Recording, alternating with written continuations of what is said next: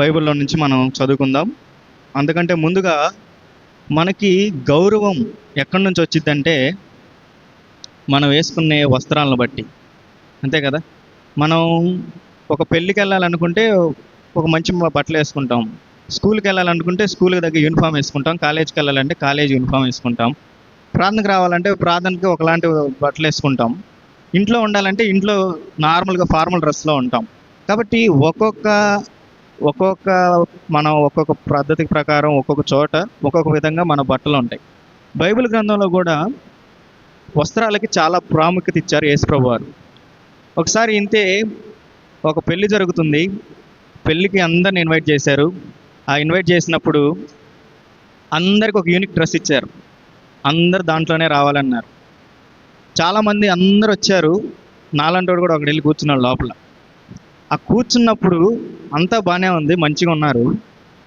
ఆ పెళ్లి యజమానుడు లేకపోతే అక్కడున్న ఆయన వచ్చి ఆ యజమానుడు ఏం చేశాడంటే, సహోదరుడా నీ వస్త్రం ఏది, నీకు ఇచ్చిన పెండ్లి వస్త్రం ఏది అని అడిగారు. మనకందరికీ ఈ సందర్భం తెలిసిందే. మత్తయి సువార్త 22వ అధ్యాయంలో మనం చూసుకుంటాం.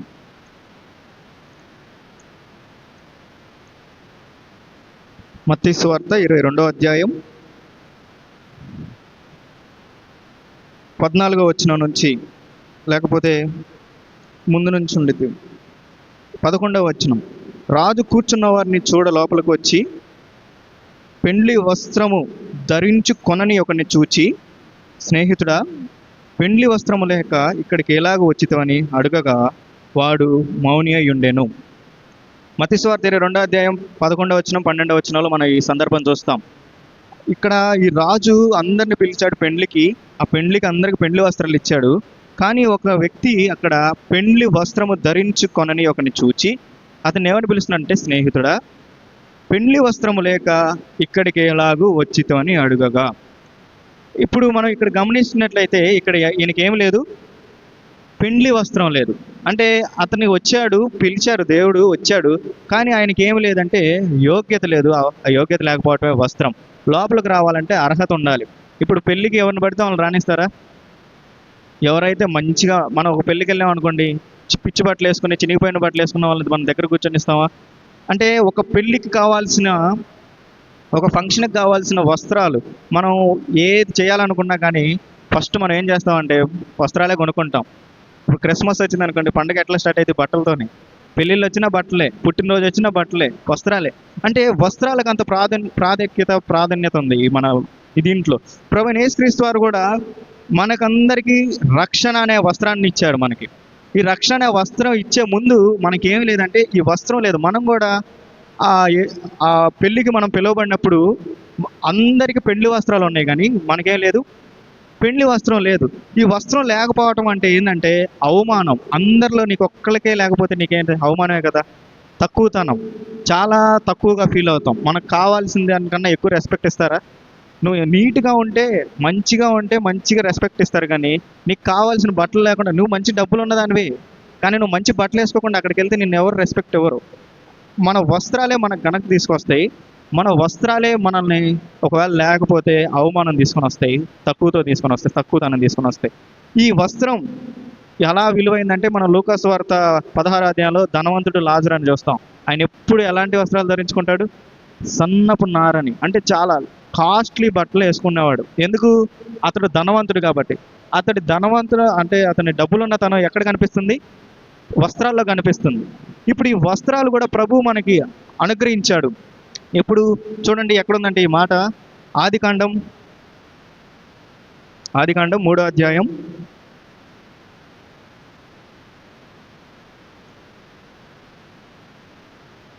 21వ వచనం. ఆదికాండం 3వ అధ్యాయం 21వ వచనం. దేవుడైన యెహోవా ఆదామునకును అతని భార్యకును చర్మపు చొక్కాయలను చేయించి వారికి తొడిగించెను. వీళ్ళకి చర్మపు చొక్కాయలు ఎప్పుడు తొడిగించాడంటే, ఎప్పుడైతే వాడు చేయొద్దన్న పనిని చేశారో, తినొద్దన్న పండుని తిన్నారో, వారికి ఏమొచ్చినాయి? వారి కళ్ళు తెరవబడి వాళ్ళకి ఉన్న మహిమ వస్త్రాలు బాగొట్టుకున్నారు. అప్పుడు వారికి ఒకరికొకరు సిగ్గు కలిగింది. ఎందుకు? వాళ్ళకి బట్టలు లేకుండా దిగంబరంగా ఉన్నారు కాబట్టి. వాళ్ళు ఎలా ఉన్నారంటే దేవుని మాటకు విరోధంగా ఉన్నప్పుడు వాళ్ళ వస్త్రాలు వాళ్ళు పోగొట్టుకున్నారు, మహిమా వస్త్రాలు. కాబట్టి దేవుడు వాళ్ళని అయినా ప్రేమించి ఏం చేశాడంటే వారి కోసం ఏం చేశాడు, చర్మపు చొక్కాయలను వారికి తొడిగించాడు. ఇప్పుడు ఈ చర్మపు చొక్కాయలు ఎలా తయారు చేస్తారు? ఒక జంతువుని చంపేస్తేనే కదా, ఒక జంతువుని చంపేస్తేనే చర్మం వచ్చింది. ఇప్పుడు మనకి ఈ గొర్రె ఉంది, గొర్రె చర్మంతో ఏం చేశారు, వీళ్ళకి చర్మపు చొక్కాయలు చేశారు. అంటే వీరికి ఈ ఆదాము హవ్వకి వస్త్రాలు ఇవ్వటం కోసం, చర్మపు చొక్కాలు ఇవ్వటం కోసం దేవుడు అప్పుడే ఒక జంతువుని చంపేశాడు. ఎవరి కోసం? వీరికి వస్త్రాలు ఇవ్వటం కోసం, వీరికి చర్మపు చొక్కాలు చేయడం కోసం. ఆ గొర్రె యేసుక్రీస్తు ప్రభువారు. అర్థమవుతుందా? ఈ యేసుక్రీస్తు వారు ప్రభువారు చనిపోవడం వల్ల, లేకపోతే ఆ గొర్రె చనిపోవడం వల్ల వీరికి ఎలా అయితే వస్త్రాలు వచ్చినాయో, ఆయన చనిపోవడం వల్ల మనం కూడా వస్త్రహీనతలో ఉన్నాం, మనకి దేవుడు వస్త్రాలు ఇచ్చాడు. ఈ గొర్రె ఎలాంటిది చూద్దాం. యోహాను సువార్త 1వ అధ్యాయంలో ఉండేది కదా, ఇదిగో లోక పాపములు మోసుకొని పోవు దేవుని గొర్రెపిల్ల అని. యోహాను సువార్త 1వ అధ్యాయం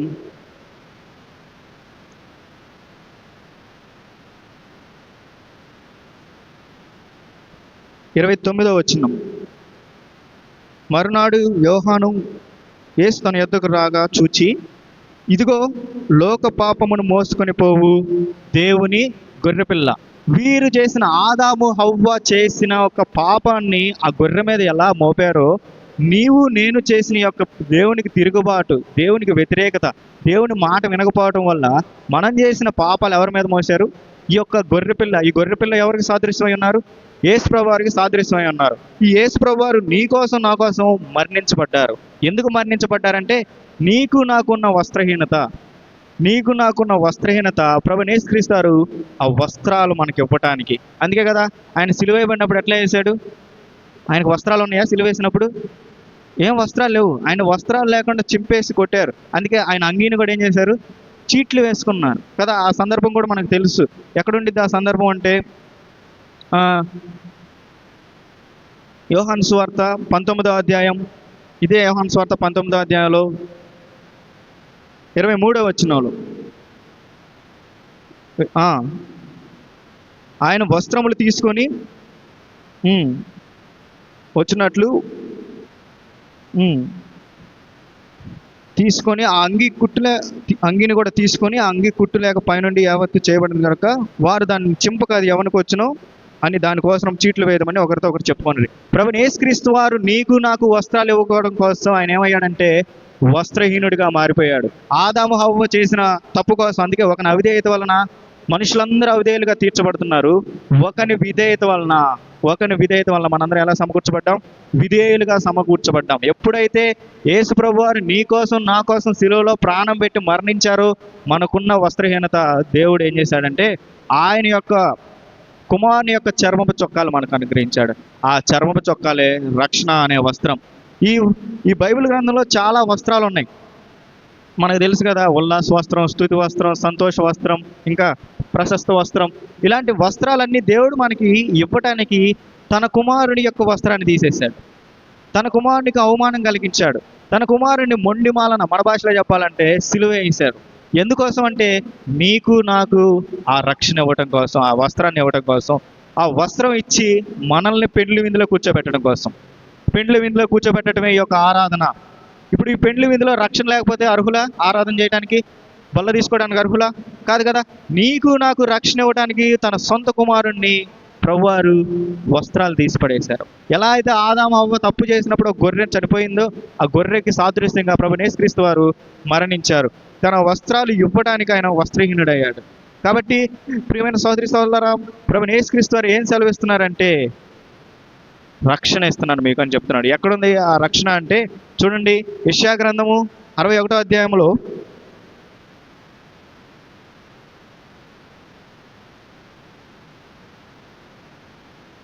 యెషయా గ్రంథము 61వ అధ్యాయంలో 10వ వచనం నుంచి మనం చూస్తే ఇక్కడ చూస్తాం.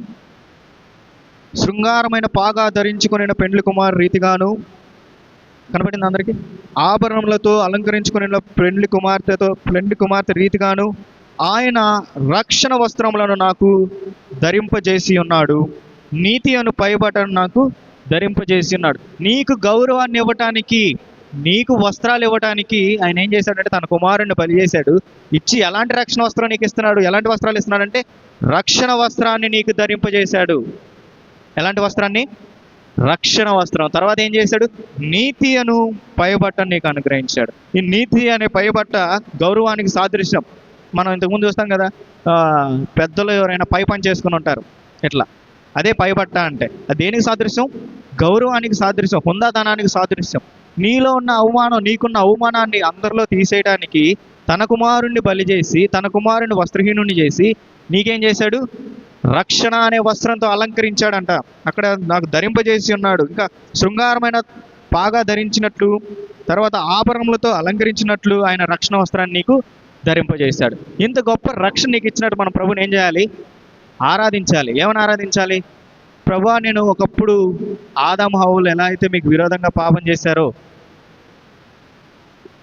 వాళ్ళు ఎలాగైతే విరోధంగా పాపం చేసి మీరిచ్చిన వస్త్రాలు పోగొట్టుకున్నారు, అలాగే నేను కూడా మీరు ఇచ్చిన దాన్ని పోగొట్టుకున్నాను. కానీ మీ కుమారుణ్ణి ఎలా బలి చేసి అతన్ని వస్త్రహీనుని చేసి నా కోసం మీరు రక్షణ అనే వస్త్రంతో అలంకరించారని మనం ఆరాధించాలి. ఈ ఒక్క వస్త్రంతోనైనా మనల్ని అలంకరించింది. ఇంకా చూద్దాం, లూకాసు సువార్త 15వ అధ్యాయంలో మనకు తెలుసు, తప్పిపోయిన కుమారుడు తన తండ్రిని విడిచి తన తండ్రికి ఎదురు తిరిగి వెళ్ళిపోయినప్పుడు, తనకి తండ్రి ఆస్తిని నాశనం చేసినప్పుడు, మొత్తం వేషలతో దుర్వ్యాపారం చేసినప్పుడు ఇతను ఏం చేశాడంటే, లూకాసు సువార్త 15వ అధ్యాయంలో 22వ వచనంలో మనం చూస్తాం.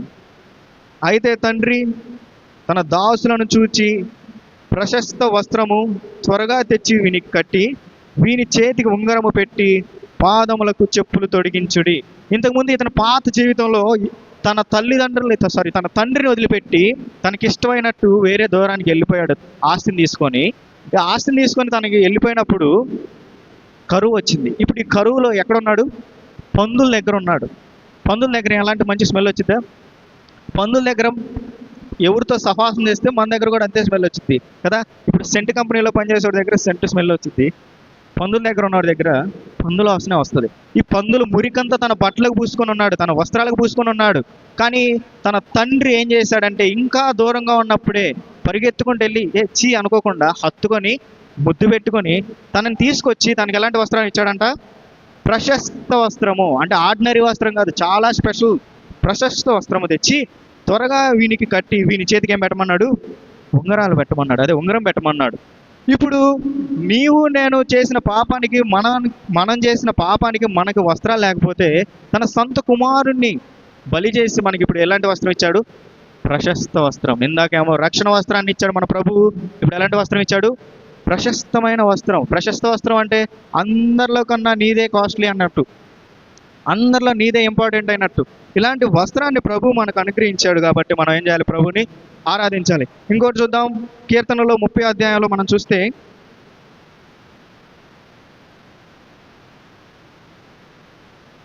30వ కీర్తన 12వ వచనం. 30వ కీర్తన 12వ వచనం. నీవు నా గోనెపట్ట విడిపించి సంతోష వస్త్రము నన్ను ధరింపజేసి ఉన్నావు. యెహోవా నా దేవా, నిత్యము నేను నిన్ను స్తుతించేదను. ఇంకొకసారి కలిసి చదువుకుందాం. నీవు నా గోనెపట్ట విడిపించి సంతోష వస్త్రము నన్ను ధరింపజేసి ఉన్నావు. యెహోవా నా దేవా, నిత్యము నేను నిన్ను స్తుతించేదను. ఇప్పుడు ఎందుకు స్తుతించాలంటే, ఇప్పుడు సంతోష వస్త్రాన్ని నీకు అనుగ్రహించాడు. ఎలాంటి వస్త్రాలు విడిపించాడు? గోనెపట్ట విడిపించి. గోనెపట్ట ఎవరు ధరించుకుంటారు? నినివే పట్టణస్థులు గోనెపట్ట ధరించుకొని బూడిదలో కూర్చొని పాపం చేసాం ప్రభా, మమ్మల్ని క్షమించయ్యా అని ఉపవాసం ఉండి ప్రార్థన చేశారు. అంటే వాళ్ళు దేంట్లో ఉన్నారు? పాపంలో ఉన్నారు, బాధలో ఉన్నారు. గోనెపట్ట దేనికి సాదృశ్యం అంటే దుఃఖంతో ఉన్నట్టు సాదృశ్యం.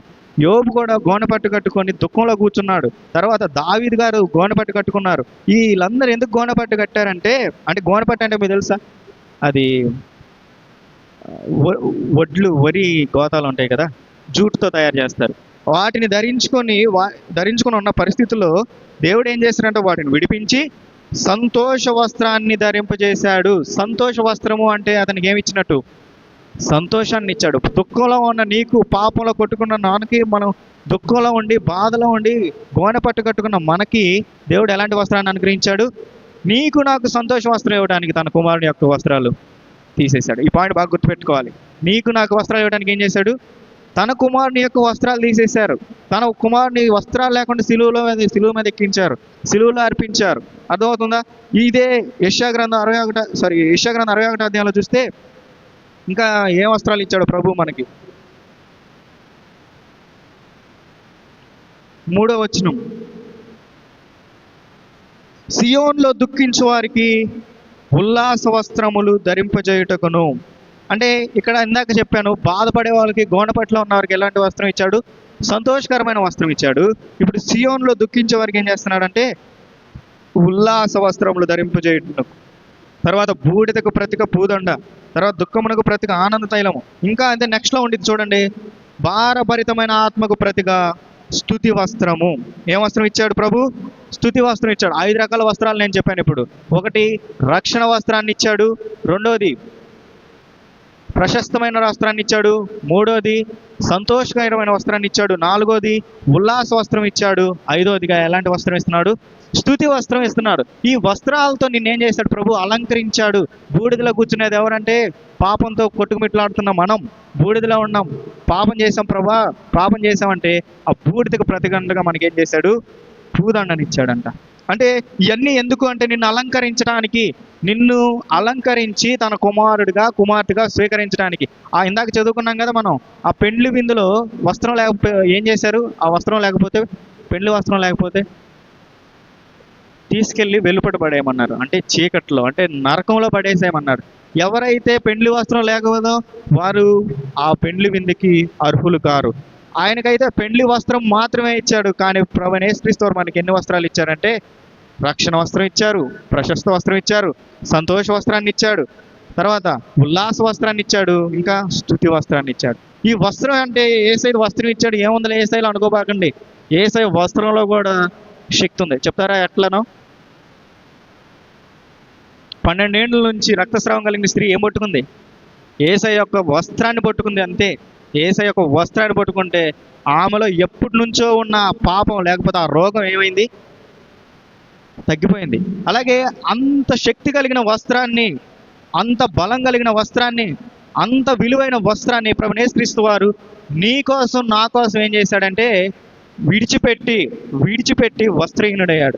ఆదాము హవ్వ ఎలాగైతే వస్త్రహీనులైపోయారో, వారికి వస్త్రాలు ప్రభువారు ఎలా చర్మపు చొక్కాయలు కుట్టించారో, ఎలాగైతే ఒక గొర్రెని బలిచ్చి ఆ చర్మంతో తయారు చేశారో, ప్రభువైన యేసుక్రీస్తు వారిని కూడా నీ కోసం నా కోసం వస్త్రహీనుడిగా చేసి ఆయన బలిచ్చి ఆయన వల్ల మనకేమి ఇచ్చారంటే వస్త్రాలు ఇచ్చారు, రక్షణ వస్త్రం ఇచ్చారు. ఇంకా ఒకసారి చెప్తారా? రక్షణ వస్త్రం ఇచ్చారు, ప్రశస్త వస్త్రం ఇచ్చారు, సంతోష వస్త్రం ఇచ్చారు, తర్వాత ఉల్లాసమైన వస్త్రం ఇచ్చారు, స్తుతి వస్త్రం ఇచ్చారు. ఇప్పుడు ప్రభువును స్తుతించాలి, ఇప్పుడు ప్రభువును ఆరాధించాలి. ఎందుకు ఆరాధించాలి? ప్రభా, వస్త్రహీనుడైన నన్ను, దిగంబరిగా ఉన్న నన్ను నువ్వు ఎలా అలంకరించావు? రక్షణ వస్త్రంతో కదా. వస్త్రం లేకపోతే మనల్ని పిచ్చి బట్టలు వేసుకుంటే మనల్ని ఎంత తక్కువగా చూస్తారో. మనం ఒక పెళ్ళికి వెళ్తే ఎంత మంచి బట్టలు వేసుకుంటాం, ఒక ఫంక్షన్కి వెళ్తే ఎంత మంచి బట్టలు వేసుకుంటాం కదా. ఇన్ని రకాల బట్టలు ఉంటాయి మనకి, ఒక్కొక్క సందర్భంలో ఒక్కొక్కటి వేసుకోవడానికి. కానీ ప్రభువుని ఆరాధించడానికి మనకి ఏ వస్త్రం కావాలంటే రక్షణ అనే వస్త్రం. ఈ రక్షణ అనే వస్త్రం ఇచ్చిన ప్రభువుని మనం ఏం చేద్దాం? ఆరాధన చేద్దాం. అందరం ఒకసారి చెప్తారా? 5 వస్త్రాలు: రక్షణ వస్త్రం, ప్రశస్త వస్త్రం, సంతోషమైన వస్త్రం, ఉల్లాసమైన వస్త్రం, స్తుతి వస్త్రం. ఈ 5 వస్త్రాలు ప్రభు మనకి ఇచ్చినందుకు ప్రభువుని మనం ఆరాధిద్దాం. దేవుడి మాటలు దీవించును గాక. ఆమేన్.